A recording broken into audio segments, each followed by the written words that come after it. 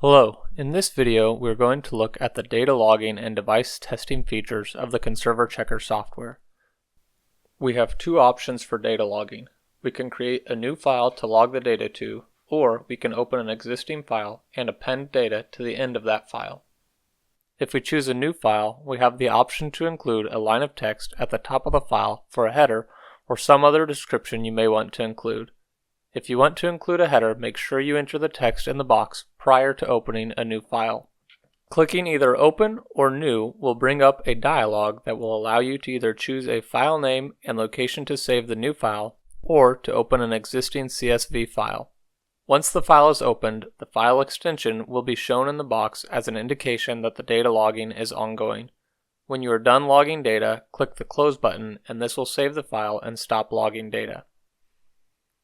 The data logging file records the serial number of the conserver checker that is being used and a timestamp for each line of data.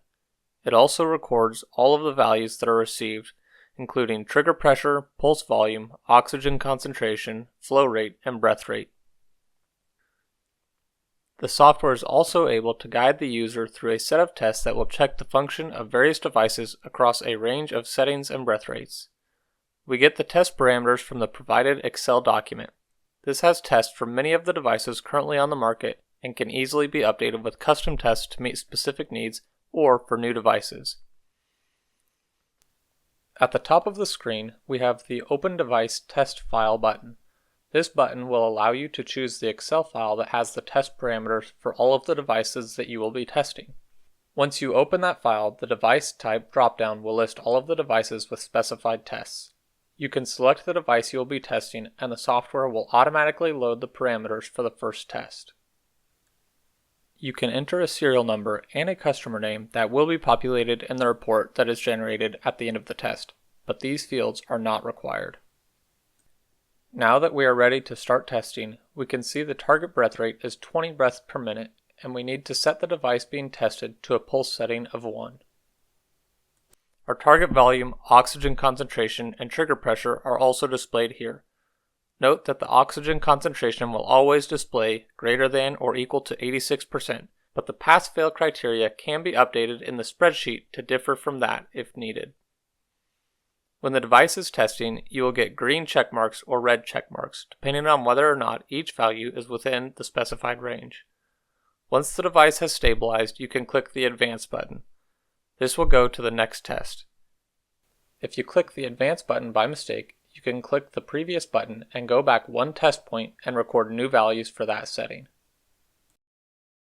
The monitor software will automatically update the breath rate on the conserver checker based on the target values set in the Excel sheet. For this device, after we have gone through our 20 breaths per minute tests, the software will automatically update to 30 breaths per minute. After completing the pulse settings test, if there are continuous flow tests, the target parameters will update to show the expected flow rate. You can see here, once we have switched our device to continuous mode, our graph automatically switches from pulse volumes and breath rate to continuous flow. Once all of the data has been recorded and you reach the end of the test, you will be able to click the Save Report button. When you click this, a dialog will open that will let you name the report and choose where to save the file. It will pre-generate a name based on the serial number that you entered. Once you save the document, the PDF will automatically open where you can view your results. If you want to go back to basic monitoring after you've completed a test, you can select the Monitor option in the drop-down menu. This is a blank test that allows you to test at whatever settings you want without displaying the pass-fail icons. This concludes our video on the data logging and device testing features.